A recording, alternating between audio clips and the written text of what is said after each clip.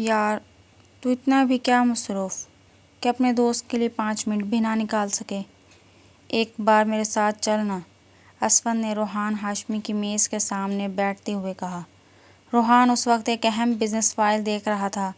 وہ شہر کے کامیاب ترین کاروباری افراد میں شمار ہوتا تھا، اسی لیے اس کا زیادہ تر وقت میٹنگز، معاہدوں اور کاروباری معاملات میں گزرتا تھا۔ ایسی رسمی تقریبات میں جانا اسے کبھی بھی پسند نہیں تھا۔ اس نے فائل بند کرتے ہوئے اسفند کی طرف دیکھا۔ تم جانتے ہو مجھے ایسی جگہوں پر جانا پسند نہیں، ویسے بھی یہ تمہارا رشتہ ہے، میرا نہیں۔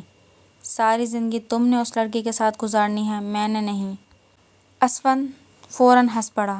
یار تو ایسے بات کر رہا ہے جیسے تیرا ہی رشتہ لے کر جا رہے ہوں۔ اگر تو میرے ساتھ ہوگا تو مجھے بھی حوصلہ رہے گا، اور ویسے بھی لوگوں کو پہچاننے کی سمجھ مجھ سے زیادہ تمہیں ہے۔ روحان نے بے بسی سے مسکرا کر سر ہلایا۔ اتنے میں آسیہ بیگم اندر آئیں۔ کیا بات ہو رہی ہے؟ امی آپ ہی سمجھائیں اسے، یہ میرے ساتھ چلنے کو تیار ہی نہیں۔ آسیہ بیگم مسکراتے ہوئے روحان کے قریب آئی۔ روحان بیٹا، ہمارے ساتھ چلے جاؤ، ویسے بھی تم ہمارے اپنے ہو، ہمارے رشتہ دار۔ تم ساتھ ہوگے تو سامنے والے پر بھی اچھا تاثر لیں گے۔ روحان نے فوراً نرمی سے جواب دیا۔ پھوپھو، کسی کا متاثر ہونا یا نہ ہونا میرے لیے اہم نہیں۔ اگر لڑکی اچھی ہے، اسفند کو بھی پسند آ جاتی ہے، اور گھر والے بھی اچھے ہیں تو رشتہ ویسے ہی ہو جانا چاہیے، دولت یا حیثیت دیکھ کر نہیں۔ آسیہ بیگم نے مسکرا کر کہا۔ یہی تو تمہاری خوبی ہے بیٹا، مگر پھر بھی میرے کہنے پر چل جاؤ۔ اسفند نے دوبارہ اس کا بازو پکڑ لیا۔ چل نا یار، آخر میرا دوست ہے۔ روحان نے دونوں کے چہروں کی طرف دیکھا، پھر ہلکی سی مسکراہٹ کے ساتھ ہار مان گیا۔ اچھا بابا، اتنا اصرار کر رہے ہو تو چلتا ہوں، بس مجھے پتا تھا تم انکار نہیں کرو گے، اسفند خوشی سے بولا، اور تینوں کچھ ہی دیر بعد بلقیس بیگم کے گھر کی طرف روانہ ہو گئے۔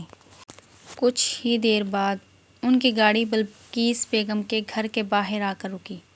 بلقیس بیگم تو جیسے خوشی سے پھولے نہیں سما رہی تھی۔ شہر کے بااثر اور امیر خاندان سے ان کی بیٹی کے لیے رشتہ آیا تھا، یہ ان کے لیے کسی خواب سے کم نہ تھا۔ انہوں نے جلدی سے اپنی بیٹی سویرا کو اپنے پاس کھڑا کیا اور اس کے دوپٹے کی شکنیں درست کرتے ہوئے دھیرے سے بولی، بس مسکراتی رہنا تاکہ دولہے کی نظر سیدھی تم پر پڑے، باقی سب میں سنبھال لوں گی۔ دروازہ کھلا تو آسیہ بیگم، اسفند اور روحان ہاشمی اندر داخل ہوئے۔ تھوڑی دیر رسمی سلام دعا اور گفتگو ہوتی رہی۔ بلقیس بیگم بار بار سویرا کی تعریفوں کے پل باندھتی رہی۔ ماشاءاللہ، میری بیٹی بہت سگڑ ہے، گھر کا سارا کام خود کرتی ہے، ہر کام میں ماہر ہے۔ آسیہ بیگم نے مسکرا کر سویرا کی طرف دیکھا، پھر بولی، بلقیس بیگم، ہمیں آپ کی بیٹی بہت پسند آئی ہے، اگر آپ کی بھی رضامندی ہو تو بتائیں منگنی کی رسم کے لیے ہم کب آئیں؟ یہ سنتے ہی بلقیس بیگم کی خوشی کی انتہا نہ رہی۔ ارے یہ تو ہمارے لیے بڑی خوشخبری ہے، ہمیں یہ رشتہ دل و جان سے قبول ہے۔ اتنے میں دروازے پر آہستہ سے دستک ہوئی۔ عدن لرزتے قدموں سے چائے کی ٹرے اٹھائے اندر داخل ہوئی۔ اس کے چہرے کی زردی اور کمزوری صاف جھلک رہی تھی، مگر کسی کی نظر اس پر نہ گئی۔ وہ خاموشی سے آگے بڑھی ہی تھی کہ اچانک اس کے قدم لڑکھڑا گئے۔ گرم چائے سے بھرا کپ سیدھا روحان کی طرف اچھلا۔ روحان نے برق رفتاری سے ہاتھ بڑھا کر عدن کو اپنی طرف سے پیچھے ہٹا دیا۔ چائے اس کے کپڑوں پر گرنے کے بجائے فرش پر بکھر گئی، مگر عدن کا توازن مکمل طور پر بگڑ گیا۔ وہ ابھی خود کو سنبھال ہی رہی تھی کہ بلقیس بیگم کا زوردار تھپڑ اس کے رخسار پر جا پڑا۔ اس نے نہ یہ دیکھا کہ گھر میں مہمان آئے ہوئے ہیں، بس شروع ہو گئی۔ میں نے تمہیں کتنی بار کہا تھا کہ آج خاص مہمان آنے ہیں، تم سے ایک کام بھی ٹھیک سے نہیں ہوتا، ہر بار کوئی نہ کوئی تماشا کھڑا کر دیتی ہو۔ کمرے میں خاموشی چھا گئی۔ عدن نے کچھ کہنے کی کوشش کی، مگر اس کی آنکھوں کے سامنے اندھیرا چھا گیا، اور اگلے ہی لمحے اس کا بے جان جسم فرش پر گر پڑا۔ عدن! روحان نے بے اختیار اپنی جگہ سے اٹھا اور تیزی سے اس کے قریب پہنچا۔ وہ گھٹنوں کے بل بیٹھ گیا اور فوراً اس کی نبض چیک کی۔ نبض بہت مدھم چل رہی تھی۔ یہ کیا ہوا اسے؟ بلقیس بیگم نے لاپرواہی سے ہاتھ جھٹکا۔ ارے آپ فکر نہ کریں، یہ ہمارے گھر کی ملازمہ ہے، ابھی خود ہی اٹھ جائے گی، ڈرامے کرنا اس کی پرانی عادت ہے، میری بیٹی سے جلتی ہے، اسی لیے ہر خوشی کے موقع پر کوئی نہ کوئی تماشا ضرور کرتی ہے۔ روحان نے حیرت اور ناگواری سے ان کی طرف دیکھا۔ آپ یہ کیا کہہ رہی ہیں؟ اس کی نظریں دوبارہ عدن کے بے ہوش چہرے پر جم گئی۔ اس کی نبض بہت کمزور ہے، اسے فوراً ہسپتال لے جانا ہوگا۔ روحان، آسیہ بیگم نے قدرے حیرت سے پکارا۔ یہ ان کے گھر کا معاملہ ہے، وہ خود سنبھال لیں گے۔ لیکن روحان نے کسی کی ایک نہ سنی۔ اس نے نہایت احتیاط سے عدن کو اپنی باہوں میں اٹھا لیا۔ اگر ایک لمحہ بھی دیر ہوئی تو اس کی جان کو خطرہ ہو سکتا ہے، یہ کہہ کر وہ تیز قدموں سے باہر کی طرف بڑھ گیا۔ اسفند نے ایک نظر اپنی ماں کو دیکھا، پھر فوراً روحان کے پیچھے چل پڑا۔ بلقیس بیگم اور آسیہ بیگم بھی حیرت زدہ ایک دوسرے کو دیکھتی رہ گئیں۔ پھر جلدی سے آسیہ بیگم ان کے پیچھے باہر نکل آئیں۔ ہسپتال کے کوریڈور میں خاموشی چھائی ہوئی تھی۔ روحان، اسفند اور آسیہ بیگم کمرے کے باہر کھڑے تھے۔ تینوں کی نظریں بار بار بند دروازے پر جا ٹھہرتی، مگر کسی کی زبان پر ایک لفظ بھی نہیں تھا۔ روحان دیوار سے ٹیک لگائے کھڑا تھا۔ ہمیشہ پر اعتماد رہنے والا وہ شخص آج پہلی بار بے حد پریشان دکھائی دے رہا تھا۔ اس کے چہرے پر عجیب سی بے چینی تھی، جیسے کسی انجانے خوف نے اپنی گرفت میں لے لیا ہو۔ آخر خاموشی توڑتے ہوئے اس نے اسفند کی طرف دیکھا۔ اگر تمہیں معلوم تھا کہ اس گھر میں اس لڑکی کے ساتھ ایسا سلوک ہوتا ہے تو پھر تم ہمیں وہاں کیوں لے گئے؟ اسفند نے افسوس سے سر جھکا لیا۔ مجھے اس حد تک کچھ معلوم نہیں تھا روحان، اس نے آہستہ سے کہا۔ ہاں، اتنا ضرور جانتا تھا کہ بلقیس بیگم اس کے ساتھ سختی سے پیش آتی ہیں اور اسے زیادہ اہمیت نہیں دیتی، مگر یہ نہیں جانتا تھا کہ معاملہ یہاں تک پہنچ چکا ہے۔ اگر مجھے اس سب کا پہلے سے اندازہ ہوتا تو میں کبھی بھی اس گھر میں رشتہ کرنے کے بارے میں نہ سوچتا۔ روحان نے گہرا سانس لیا، مگر کچھ نہ کہا۔ اسی لمحے علاج والے کمرے کا دروازہ کھلا اور ڈاکٹر باہر آیا۔ روحان فوراً اس کی طرف بڑھا۔ ڈاکٹر، اب وہ کیسی ہیں؟ ڈاکٹر نے اطمینان سے جواب دیا۔ اب پہلے سے کافی بہتر ہیں، لیکن لگتا ہے کہ انہوں نے پچھلے 3-4 دن سے ٹھیک طرح کچھ کھایا پیا نہیں، جبکہ مسلسل کام بھی کرتی رہی ہیں۔ شدید کمزوری کی وجہ سے وہ بے ہوش ہو گئی تھیں۔ ہم نے انہیں ڈرپ لگا دی ہے، اب خطرے کی کوئی بات نہیں۔ ڈاکٹر نے روحان کی طرف دیکھتے ہوئے پوچھا۔ کیا آپ ان کے شوہر ہیں؟ نہیں، روحان نے فوراً جواب دیا۔ وہ ہماری گیسٹ ہیں۔ ڈاکٹر نے اس بات میں سر ہلایا۔ ٹھیک ہے، انہیں ہوش آ گیا ہے، آپ لوگ ان سے مل سکتے ہیں، لیکن خیال رہے کہ انہیں کوئی ذہنی دباؤ نہ دیں، ابھی انہیں صرف آرام کی ضرورت ہے۔ ڈاکٹر کے جانے کے بعد روحان نے دروازہ آہستہ سے کھولا اور اندر داخل ہو گیا۔ اس کے پیچھے اسفند اور آسیہ بیگم بھی کمرے میں آ گئے۔ عدن بستر پر لیٹی ہوئی تھی۔ اس نے آہستہ آہستہ آنکھیں کھولیں اور سامنے کھڑے اجنبی لوگوں کو دیکھ کر گھبرا گئی۔ آپ لوگ کون ہیں؟ اس نے کمزور آواز میں پوچھا۔ اسے کچھ بھی یاد نہیں تھا کہ اس کے ساتھ کیا ہوا ہے اور میں یہاں کیا کر رہی ہوں۔ آسیہ بیگم نرمی سے اس کے قریب آئی۔ بیٹا، ہم سویرا کے سسرال والے ہیں، آج تمہارے گھر آئے تھے۔ یہ سنتے ہی عدن کے چہرے کا رنگ اڑ گیا۔ وہ گھبرا کر اٹھنے لگی۔ آپ لوگ یہاں کیوں آئے ہیں؟ مامی کو اگر پتہ چل گیا تو وہ بہت ناراض ہوں گی، پلیز آپ لوگ یہاں سے چلے جائیں۔ یہ سن کر روحان کی پیشانی پر بل پڑ گئی۔ مامی؟ عدن نے دھیرے سے سر ہلایا۔ جی، وہ میری مامی ہیں، امی ابو کے انتقال کے بعد میں انہی کے گھر رہتی ہوں۔ روحان خاموشی سے اسے دیکھتا رہا۔ اب اسے اندازہ ہو رہا تھا کہ اس لڑکی کی خاموشی آنکھوں میں آخر اتنا درد کیوں چھپا ہوا تھا۔ روحان کچھ لمحے خاموشی سے عدن کو دیکھتا رہا، پھر دھیمے لہجے میں بولا، تم ڈرائنگ روم میں بے ہوش ہو گئی تھی اور تمہاری مامی تو کہہ رہی تھی کہ تم ان کے گھر کی ملازمہ ہو۔ ملازمہ؟ یہ لفظ سنتے ہی عدن کے چہرے پر نہ حیرت آئی نہ دکھ کے کوئی نئے آثار، جیسے وہ برسوں سے ایسے الفاظ سننے کی عادی ہو چکی ہو۔ اس نے خاموشی سے نظریں جھکا لیں۔ روحان نے ایک لمحہ اسے دیکھا، پھر نرمی سے بولا، تمہاری طبیعت ابھی بالکل ٹھیک نہیں ہے، ڈاکٹر نے بھی کہا ہے کہ تمہیں مکمل آرام کی ضرورت ہے، اس لیے تم میرے گھر چلو، وہاں چند دن سکون سے رہو۔ یہ سنتے ہی آسیہ بیگم نے حیرت سے روحان کی طرف دیکھا۔ وہ اسے بچپن سے جانتی تھی۔ روحان کبھی کسی اجنبی کے معاملے میں اس حد تک دلچسپی نہیں لیتا تھا۔ اس کے منہ سے الفاظ سن کر وہ خود بھی حیران رہ گئی تھی۔ عدن نے فوراً نفی میں سر ہلایا۔ نہیں نہیں، میں اپنے ہی گھر جاؤں گی، مامی ویسے بھی بہت غصے میں ہوں گی، تم اس کی فکر مت کرو۔ روحان نے سنجیدگی سے کہا، تمہاری مامی تمہیں کچھ نہیں کہیں گی، تم میرے ساتھ میرے گھر چلو۔ عدن نے کمزور آواز میں جواب دیا، نہیں، آپ کا بہت شکریہ، آپ نے میرے لیے جو کچھ کیا میں کبھی نہیں بھولوں گی، لیکن میں اپنے ہی گھر جانا چاہتی ہوں، بس آپ مجھے وہاں چھوڑ دیجیے۔ روحان نے گہری نظر سے اسے دیکھا۔ اگر تم واپس وہاں گئی تو وہ تمہیں پھر ماریں گی۔ یہ سنتے ہی عدن خاموش ہو گئی۔ اس کی خاموشی ہی شاید اس سوال کا جواب تھی۔ روحان نے آہستہ مگر مضبوط لہجے میں کہا، تمہاری حالت پہلے ہی بہت خراب ہے، ڈاکٹر نے بھی آرام کا کہا ہے، کیا تم واقعی چاہتی ہو کہ وہاں جا کر دوبارہ وہی سب برداشت کرو؟ عدن نے بے اختیار اس کی طرف دیکھا۔ یہ پہلا شخص تھا جس نے اس کے دل میں چھپے خوف کو بنا کچھ کہے پڑھ لیا تھا۔ کافی دیر خاموش رہنے کے بعد اس نے دھیرے سے کہا، ٹھیک ہے، میں آپ کے ساتھ چلتی ہوں، لیکن صرف 2 گھنٹے کے لیے۔ اس کے بعد آپ مجھے میرے گھر چھوڑ دیں گے۔ روحان نے اس بات میں سر ہلا دیا۔ ٹھیک ہے۔ آسیہ بیگم خاموشی سے دونوں کو دیکھ رہی تھی۔ ان کے دل میں کئی سوال جنم لے رہے تھے۔ انہیں محسوس ہوا کہ روحان سے اکیلے میں بات کرنا ضروری ہے۔ روحان، ذرا باہر آؤ، یہ کہہ کر وہ کمرے سے باہر نکل گئیں۔ چند لمحوں بعد روحان بھی باہر آ گیا۔ ہسپتال کے کوریڈور میں دونوں آمنے سامنے کھڑے تھے۔ آسیہ بیگم نے سنجیدگی سے کہا، روحان، یہ تم کیا کر رہے ہو؟ ہمدردی کرنا بہت اچھی بات ہے، میں تمہیں اس سے نہیں روک رہی، لیکن ایک اجنبی لڑکی کے لیے تم اپنا وقت اور سکون کیوں ضائع کر رہے ہو؟ تمہیں کیا معلوم حقیقت کیا ہے؟ روحان نے پرسکون لہجے میں جواب دیا، پھوپھو، آپ نے خود دیکھا ہے کہ اس کے ساتھ کیسا سلوک کیا جاتا ہے، اور میں اسے اس حالت میں واپس نہیں چھوڑ سکتا۔ لیکن یہ بھی تو ہو سکتا ہے کہ وہ لڑکی خود جھوٹ بول رہی ہو۔ بلقیس نے تو کہا تھا کہ وہ ان کے گھر کی ملازمہ ہے۔ روحان نے فوراً کہا، چلیں مان لیتے ہیں کہ وہ واقعی ان کے گھر کی ملازمہ ہے، تو کیا ایک ملازم کے ساتھ ایسا سلوک کرنا جائز ہو جاتا ہے؟ وہ ایک لمحے کو رکا، پھر بولا، وہ اگر ملازمہ بھی ہے تو مفت میں کام تو نہیں کرتی، محنت کرتی ہے، تبھی اس کے بدلے اسے رہنے کی جگہ یا اجرت ملتی ہے۔ اس کا مطلب یہ تو نہیں کہ اس کی عزت ہی نہ ہو یا اسے مارا پیٹا جائے۔ آسیہ بیگم نے گہرا سانس لیا، تو تم واقعی صرف اس وجہ سے اسے اپنے گھر لے جانا چاہتے ہو کہ وہ بیمار ہے؟ جی بالکل، روحان نے بغیر کسی ہچکچاہٹ کے جواب دیا۔ پھوپھو، آپ پڑھی لکھی ہیں، مجھے امید نہیں تھی کہ آپ بھی ایسی باتیں کریں گی۔ آسیہ بیگم نے اسے سمجھانے کی کوشش کی، بیٹا، یہ ان کے گھر کا معاملہ ہے، وہ لوگ خود سنبھال لیں گے، تم اس ضد کو یہیں ختم کرو۔ روحان کی آواز پہلے سے زیادہ مضبوط ہو گئی۔ اگر یہ صرف ان کے گھر کا معاملہ ہوتا تو وہ ہمارے جانے کے بعد اس کے ساتھ جو چاہے کرتے، لیکن انہوں نے ہمارے سامنے اسے ذلیل کیا، اسے مارا اور اس حالت تک پہنچا دیا۔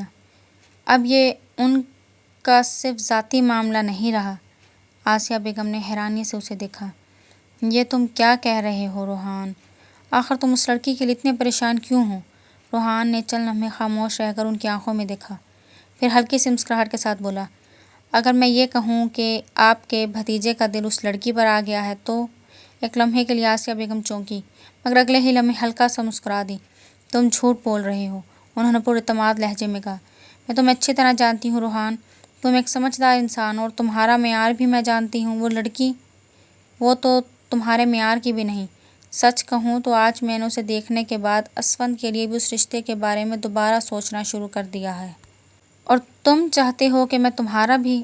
بس، روحان نے ان کی بات کاٹ دی۔ کیا ہو گیا ہے آپ کو پھوپھو؟ آپ کی سوچ آخر کہاں جا پہنچی ہے؟ یہ اونچ نیچ، معیار، حیثیت، یہ سب دقیانوسی باتیں ہیں۔ خدا کے لیے اپنے دل سے یہ فرق نکال دیجیے، اس نے پوری سنجیدگی سے کہا۔ میں صرف اتنا جانتا ہوں کہ وہ اس وقت بیمار ہے، بے سہارا ہے اور اسے آرام کی ضرورت ہے، اور میں اسے اس حالت میں واپس نہیں بھیج سکتا۔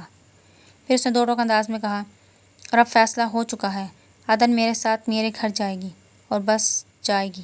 یہ کہہ کر وہ مزید کسی بات کا موقع دیے بغیر ریسیپشن کی طرف بڑھ گیا تاکہ اسپتال کی کاغذی کارروائی مکمل کر سکیں۔ آسیہ بیگم وہیں کھڑی رہ گئی۔ وہ جانتی تھی کہ روحان ہاشمی ایک بار جس بات کی ضد کر لیتا تھا، پھر اسے بدلنا تقریباً ناممکن ہوتا۔ کچھ دیر بعد روحان عدن کو اپنے گھر لے آیا۔ وہ آہستہ آہستہ اس کے پیچھے چلتی ہوئی کمرے میں داخل ہوئی۔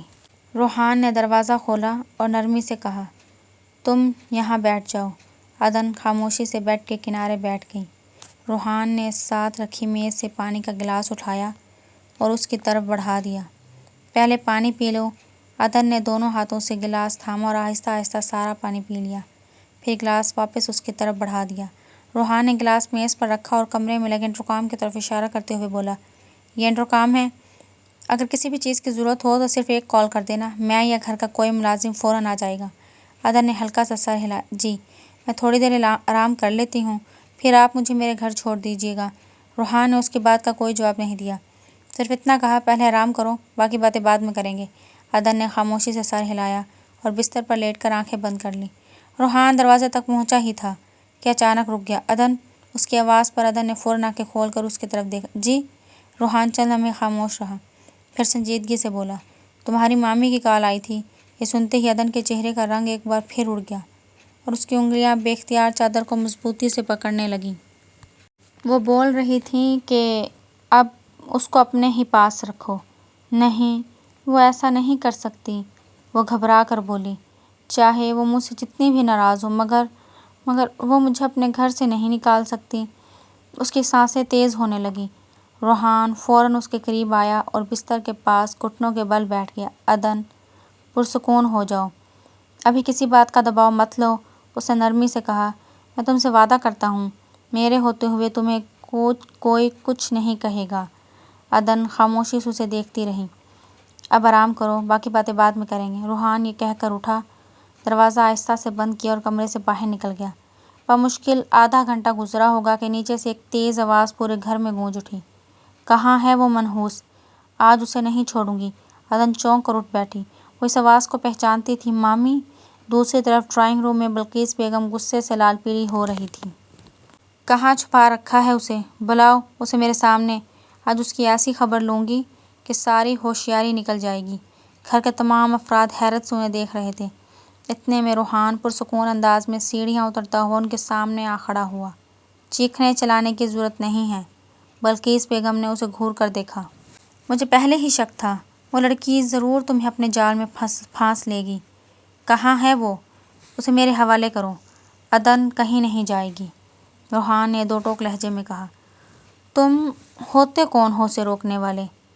وہ میری بھانجی ہے، ابھی اپنے ساتھ لے کر جاؤں گی۔ بلقیس بیگم آگے بڑھی مگر روحان ان کے سامنے آ گیا۔ اس کی مرضی کے بغیر آپ اسے کہیں نہیں لے جا سکتی، ورنہ کیا کرو گے؟ بلقیس بیگم نے طنزیہ انداز میں کہا۔ پولیس بلا لوں گی میں اور سب کو بتاؤں گی کہ تم نے ایک غیر لڑکی کو اپنے گھر میں رکھا ہوا ہے۔ ڈرائنگ روم میں چند لمحوں کے لیے خاموشی چھا گئی۔ روحان نے ایک گہرا سانس لیا اور پھر عدن کی طرف دیکھا، جو ڈرتے ہوئے سیڑھیوں کے پاس کھڑی تھی۔ عدن، میرے ساتھ آؤ۔ وہ دونوں ایک طرف چلے گئے۔ روحان نے سنجیدگی سے کہا، میں تم پر کوئی دباؤ نہیں ڈال رہا، اگر تم چاہو تو ابھی ان کے ساتھ جا سکتی ہو۔ عدن کی آنکھوں میں آنسو آ گئے۔ روحان نے بات جاری رکھی، لیکن اگر تم واقعی اس زندگی سے نکلنا چاہتی ہو تو صرف ایک راستہ ہے۔ عدن نے سوالیہ نظروں سے اسے دیکھا۔ میں تم سے نکاح کرنا چاہتا ہوں، صرف اس لیے کہ آئندہ کوئی تم پر ظلم نہ کر سکے۔ فیصلہ صرف تمہارا ہوگا۔ عدن نے ایک نظر دور کھڑی اپنی مامی کو دیکھا، جن کے چہرے پر غصہ صاف جھلک رہا تھا، اور پھر اس نے روحان کی طرف دیکھا۔ کافی دیر خاموش رہنے کے بعد اس نے آہستہ سے سر ہلا دیا۔ مجھے قبول ہے۔ روحان نے فوراً مولوی صاحب کو بلانے کا انتظام کیا اور چند ہی دیر میں گواہوں کی موجودگی میں نکاح کی رسم ادا کی جانے لگی۔ مولوی صاحب نے عدن کی طرف دیکھ کر پوچھا، بیٹی عدن، کیا آپ کو روحان ہاشمی سے یہ نکاح قبول ہے؟ عدن نے پہلے اپنی مامی کی طرف دیکھا، پھر روحان کی طرف۔ روحان نے صرف اتنا کیا کہ اطمینان سے سر ہلا دیا۔ عدن نے لرزتی آواز میں کہا، قبول ہے۔ مولوی صاحب نے دوبارہ سوال کیا، کیا آپ کو یہ نکاح قبول ہے؟ قبول ہے، اور تیسری بار سوال دہرایا گیا۔ عدن نے آنکھیں بند کی اور آہستہ سے کہا، قبول ہے۔ پھر روحان نے بھی 3 بار قبول ہے کہا اور چند لمحوں بعد دونوں کا نکاح مکمل ہو گیا۔ بلقیس بیگم غصے سے آگے بڑھی مگر روحان ان کے سامنے آ گیا۔ اب عدن میری بیوی ہے۔ اس کی آواز مضبوط تھی۔ آج کے بعد آپ اسے زبردستی کہیں نہیں لے جا سکتی جب تک عدن خود نہ چاہے۔ آپ اس سے نہیں مل سکتی۔ بلقیس بیگم نے غصے سے روحان کو دیکھا، پاؤں زور سے زمین پر مارے اور وہاں سے نکل گئی۔ پورے گھر میں خاموشی چھا گئی۔ عدن کی آنکھوں سے خاموشی سے آنسو بہنے لگے۔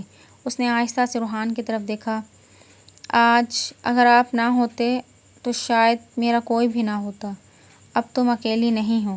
نکاح کے بعد گھر کا ماحول آہستہ آہستہ معمول پر آنے لگا۔ آسیہ بیگم نے ملازمہ کو اشارہ کیا، عدن کو اوپر ہارون کے کمرے میں لے جاؤ، اسے آرام کی ضرورت ہے۔ عدن خاموشی سے سر جھکا کر سیڑھیاں چڑھ گئی۔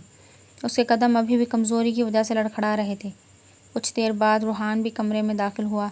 عدن فوراً کھڑی ہونے لگی مگر روحان نے ہاتھ کے اشارے سے اسے روک دیا۔ نہیں، اٹھنے کی ضرورت نہیں، تم ابھی بہت کمزور ہو۔ عدن دوبارہ خاموشی سے بیٹھ گئی۔ چند لمحے دونوں کے درمیان خاموشی رہی۔ آخر عدن نے نظریں جھکائے ہوئے دھیرے سے کہا، آپ نے آج میرے لیے جو کیا اس کا شکریہ۔ روحان نے ہلکی سی مسکراہٹ کے ساتھ جواب دیا، شکریہ مت کہو۔ عدن نے پہلی بار اس کی طرف دیکھا، لیکن آپ نے مجھ پر اتنا بڑا احسان کیا ہے۔ روحان نے سنجیدگی سے کہا، میں نے تم پر کوئی احسان نہیں کیا عدن، میں نے صرف ایک ظلم کو روکنے کی کوشش کی ہے۔ یہ سن کر عدن کی آنکھیں نم ہو گئی۔ آپ کو نہیں معلوم، آج تک کسی نے میرے لیے اس طرح کھڑے ہونے کی کوشش نہیں کی۔ روحان چند لمحے خاموش رہا، پھر بولا، اور آئندہ بھی تمہیں اکیلے کھڑا نہیں ہونا پڑے گا۔ عدن نے بے اختیار نظریں جھکا لیں۔ اسے سمجھ نہیں آ رہا تھا کہ اتنے کم وقت میں کوئی اس کے لیے اتنا کچھ کیسے کر سکتا ہے۔ روحان نے موضوع بدلتے ہوئے کہا، ڈاکٹر نے 2 دن مکمل آرام کا کہا ہے، اس لیے کسی قسم کی فکر نہیں کرنی۔ لیکن عدن نے جھجکتے ہوئے کہا، میں یہاں زیادہ دن نہیں رہ سکتی۔ کیوں؟ کیونکہ یہ آپ کا گھر ہے اور میں آپ لوگوں پر بوجھ نہیں بننا چاہتی۔ روحان ہلکا سا مسکرایا، یہ صرف میرا گھر نہیں ہے۔ وہ ایک لمحے کے لیے رکا، پھر دھیمے لہجے میں بولا، یہ اب تمہارا بھی گھر ہے۔ عدن خاموش ہو گئی۔ یہ شاید پہلی بار تھا کہ کسی نے کسی جگہ کو اس کا اپنا کہا تھا، اور اسی لمحے دروازے پر دستک ہوئی۔ اندر آ جاؤں؟ آسیہ بیگم کی آواز سنائی دی۔ جی پھوپھو۔ وہ اندر آئیں تو ان کے ہاتھ میں کھانے کی ٹرے تھی۔ انہوں نے ٹرے عدن کے سامنے رکھتے ہوئے کہا، پہلے کھانا کھا لو، پھر دوا بھی کھانی ہے۔ عدن نے نظریں جھکا لی۔ جی۔ وہ نوالا توڑنے لگی مگر ہاتھ ہلکے ہلکے کانپ رہے تھے۔ روحان نے یہ دیکھا تو خاموشی سے پانی کا گلاس اس کے قریب کر دیا۔ عدن نے خاموشی سے پانی کا آخری گھونٹ پیا اور گلاس واپس روحان کی طرف بڑھا دیا۔ شکریہ، وہ آہستہ سے بولی۔ روحان نے گلاس میز پر رکھا، اب آرام سے کھانا کھاؤ، پھر دوا کھا کر سو جانا۔ ڈاکٹر نے زیادہ بات کرنے سے بھی منع کیا ہے۔ عدن نے اثبات میں سر ہلایا۔ اس کے لبوں پر بے اختیار ایک ہلکی سی مسکراہٹ آ گئی جو شاید برسوں اس کے چہرے پر آئی تھی۔ آسیہ بیگم خاموشی سے دونوں کو دیکھ رہی تھیں۔ وہ روحان کو بچپن سے جانتی تھی۔ وہ ہمیشہ اپنے کام، اپنی کمپنی اور اپنی مصروف زندگی میں مگن رہنے والا انسان تھا۔ کسی اجنبی کے لیے اس کے دل میں اتنی فکر، یہ منظر ان کے لیے بالکل نیا تھا۔ چند لمحے خاموش رہنے کے بعد انہوں نے دھیرے سے کہا، روحان، ذرا میرے ساتھ آؤ۔ روحان نے عدن کی طرف دیکھا، تم آرام کرو، میں ابھی آتا ہوں۔ عدن نے خاموشی سے سر ہلا دیا۔ روحان اور آسیہ بیگم کمرے سے باہر نکل آئے۔ دروازہ بند ہوتے ہی آسیہ بیگم نے گہرا سانس لیا۔ تم نے جو فیصلہ کیا، کیا تمہیں واقعی اس پر کوئی پچھتاوا نہیں ہوگا؟ روحان نے بغیر کسی ہچکچاہٹ کے جواب دیا، نہیں پھوپھو، تم جانتے ہو یہ فیصلہ تمہاری پوری زندگی بدل دے گا۔ مجھے معلوم ہے، اس نے پرسکون لہجے میں کہا، لیکن اگر آج میں خاموش رہتا تو شاید زندگی بھر خود کو معاف نہ کر پاتا۔ آسیہ بیگم چند لمحے اسے دیکھتی رہیں، پھر ہلکی سی مسکراہٹ ان کے لبوں پر آ گئی۔ تم بچپن سے ایسے ہی ہو، ایک بار کسی بات کی ٹھان لو تو پھر دنیا کی کوئی طاقت تمہیں اپنے فیصلے سے ہٹا نہیں سکتی۔ روحان بھی ہلکا سا مسکرا دیا۔ آسیہ بیگم نے اس کے کندھے پر ہاتھ رکھا، اللہ کرے تمہارا ہر فیصلہ تمہارے حق میں بہتر ثابت ہو۔ روحان نے خاموشی سے آمین کہا۔ دونوں دوبارہ کمرے کی طرف بڑھے، جبکہ اندر عدن خاموشی سے بیٹھی اپنی نئی زندگی کے بارے میں سوچ رہی تھی، جس کا آغاز اتنا اچانک ہوگا اس نے کبھی خواب میں بھی نہیں سوچا تھا۔